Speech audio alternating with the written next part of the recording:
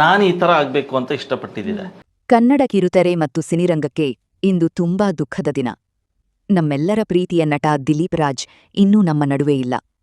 ಕೇವಲ 48ನೇ ವಯಸ್ಸಿನಲ್ಲಿ ಅವರು ಅಗಲಿರುವ ಸುದ್ದಿ ಅಭಿಮಾನಿಗಳ ಹೃದಯ ಮುರಿದಿದೆ.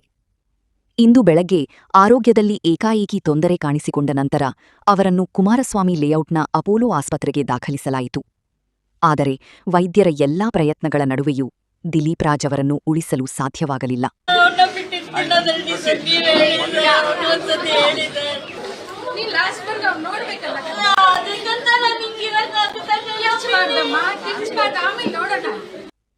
ಸಿನಿಮಾ ಮತ್ತು ಕಿರುತೆರೆಯಲ್ಲಿ ತಮ್ಮ ಅದ್ಭುತ ಅಭಿನಯದಿಂದ ಮನೆಮಾತಾಗಿದ್ದ ದಿಲೀಪ್ ರಾಜ್ ಅವರ ನಗು, ಅವರ ಮಾತು, ಅವರ ಸರಳ ವ್ಯಕ್ತಿತ್ವ ಇವೆಲ್ಲವೂ ಈಗ ನೆನಪುಗಳಾಗಿವೆ.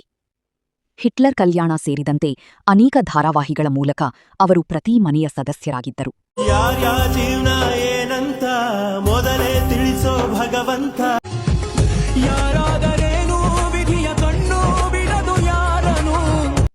ಅವರ ಪಾತ್ರಗಳು ಕೇವಲ ಮನರಂಜನೆ ನೀಡಲಿಲ್ಲ, ಅವು ಭಾವನೆಗಳನ್ನು ಸ್ಪರ್ಶಿಸಿದ್ದವು. ಈ ಸುದ್ದಿ ಕೇಳಿದ ತಕ್ಷಣ ಅಭಿಮಾನಿಗಳು ಮತ್ತು ಕಲಾವಿದರು ಸಾಮಾಜಿಕ ಜಾಲತಾಣಗಳಲ್ಲಿ ಕಂಬನಿ ಮಿಡಿದಿದ್ದಾರೆ. ಇಷ್ಟೊಂದು ಬೇಗ ಹೋಗಬಾರದಿತ್ತು ಎಂದು ಹಲವರು ನೋವು ಹಂಚಿಕೊಂಡಿದ್ದಾರೆ. ಕನ್ನಡ ಚಿತ್ರರಂಗ ಒಬ್ಬ ಪ್ರತಿಭಾವಂತ ಕಲಾವಿದನನ್ನು ಕಳೆದುಕೊಂಡಿದೆ. ದಿಲೀಪ್ ರಾಜ್ ಅವರ ಆತ್ಮಕ್ಕೆ ಶಾಂತಿ ಸಿಗಲಿ.